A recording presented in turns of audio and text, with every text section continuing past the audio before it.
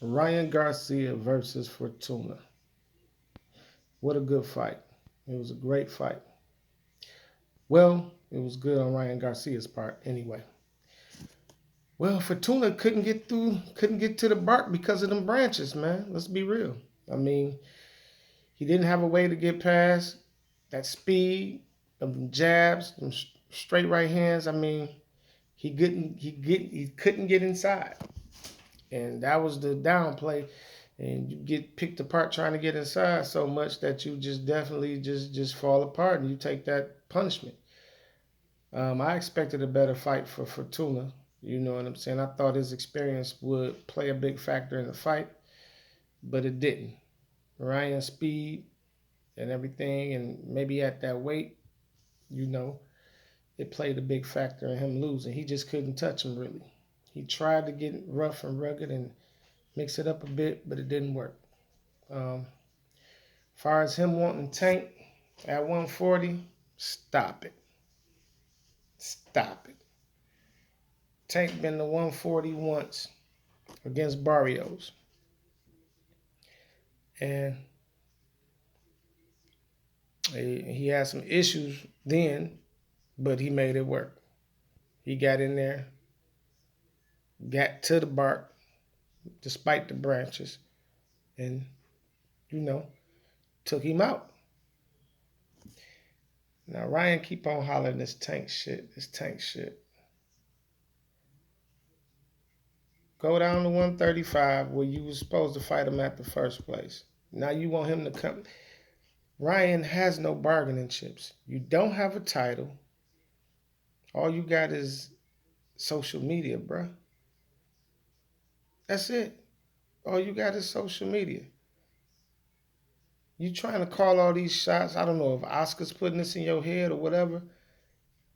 You have nothing to offer but just talk.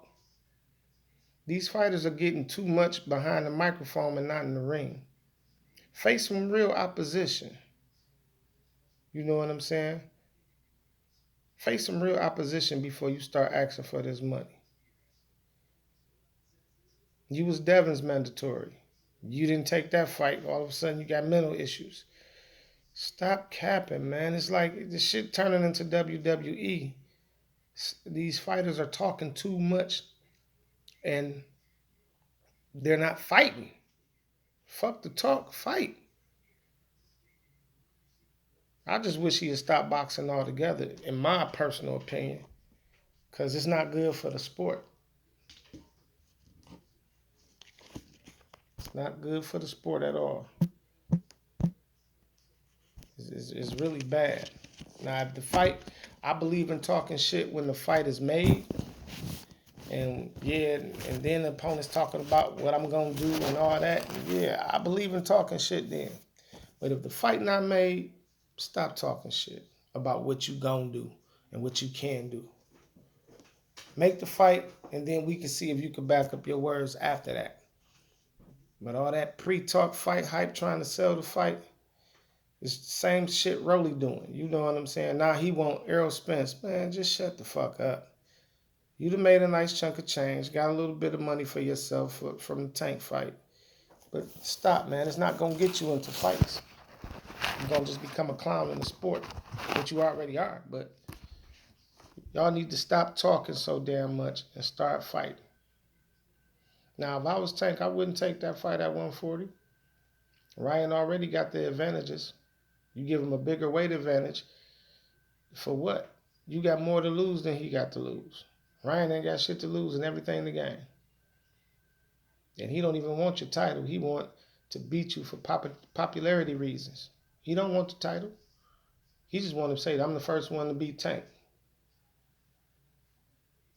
So he don't even want the title. It's just, he's not good in my opinion, and I know I might make a lot of you Ryan Garcia fans mad, but he's not good for boxing.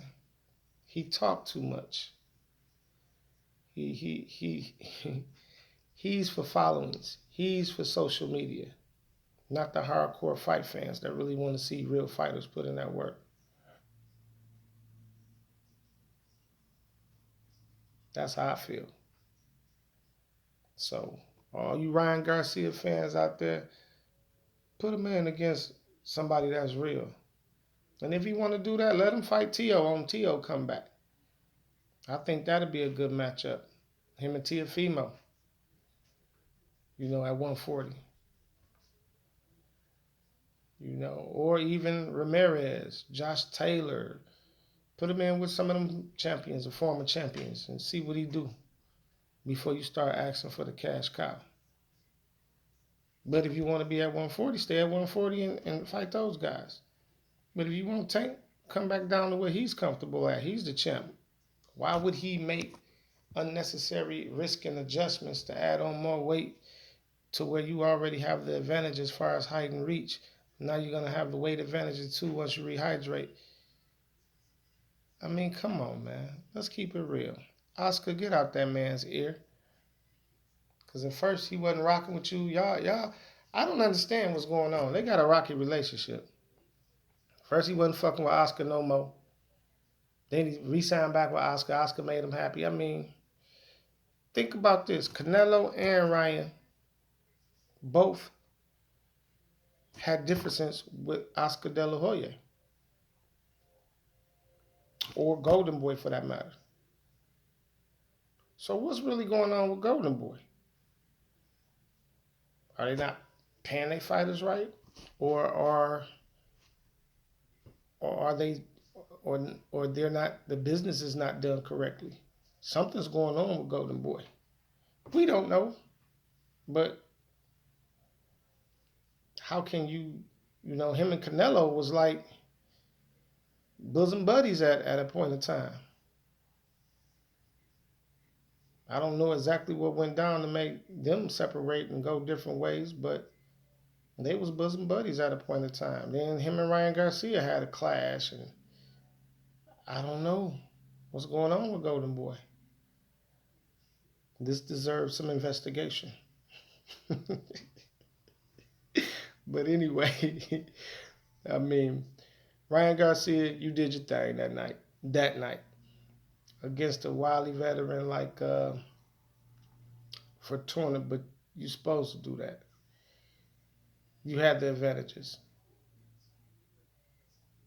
I thought the experience would play a part, but we'll see. It didn't. So stop talking this tank mess. Fight some real fights. You still got some proving grounds to do, buddy.